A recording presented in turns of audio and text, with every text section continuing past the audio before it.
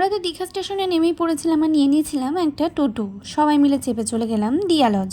আগের থেকেই আমরা বুকিং করেছিলাম যেহেতু এত ভিড় হবে বলে। প্রথমে ঢুকে অনেক সুন্দর ছিল, ব্যাপারটা হচ্ছে আমরা এরকম নোংরা করে ফেলেছি। আর আমাদের রুমটা কিন্তু অনেক সুন্দর, আমাদের হোটেলটার নাম পরে বলবো।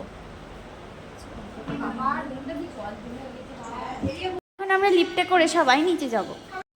আগের থেকেই আমরা রুম বুকিং করে রেখে দিয়েছিলাম। আমাদের চেক ইন টাইম ছিল হচ্ছে সকাল 9টায়, তো আমরা এখানে পৌঁছেছিলাম মোটামুটি 12:30 দিক করে। আর নেমেই স্নান টান করে খেয়ে নিয়েছিলাম নিরামিষ খাবার।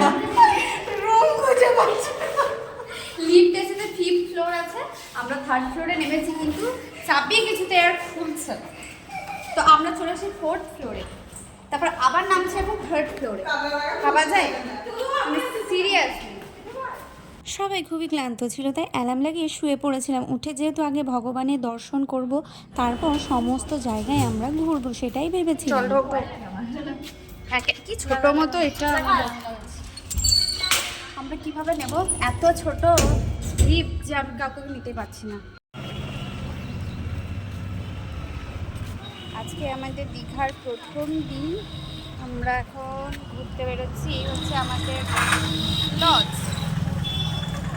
নিউ দীঘা থেকে আমাদের লজ মাত্র 5 মিনিট পায়ে হেঁটে, কিন্তু আমরা ক্লান্ত ছিলাম, ঘুমিয়েও ছিলাম যদিও, কিন্তু হেঁটে যাবার মতো ক্ষমতা ছিল না, তাই আমরা টোটো করে চলে গিয়েছিলাম। সবাই জুতো রাখবো, এই যে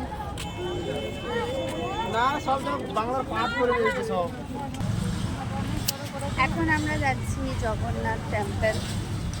এখন অনেকটা এখান থেকে এখানে লাইনে দাঁড়িয়েছি, এই যে লাইন। টোটোই আমাদের ভাড়া নিয়েছিল পার পার্সন 20 টাকা করে। আর আমরা এসেছিলাম মোটামুটি 5টার দিক করে। আর এসেই আগে জুতোটা রেখে দিলাম ওখানে, তারপরে হাত এবং পা ধুয়ে নিয়ে মন্দিরের ভিতর ঢুকে গেলাম। মন্দির কিন্তু 6টায় খুলতো, তাই আমরা আগে এসে একটু ঘুরে নিলাম, ছবি তুলে নিলাম এবং ভগবানের দর্শন করলাম। তারপরে এখান থেকে আমরা প্রসাদ নিলাম প্রথমে, তারপরে বাড়ির জন্য এখানে 100 টাকা প্যাকেট প্রসাদ দিচ্ছিল। আমরা সবাই কিন্তু বাড়ির জন্য প্রসাদ নিয়ে নিলাম। তারপর আবার চলে এসেছিলাম টোটো ধরে রুমে।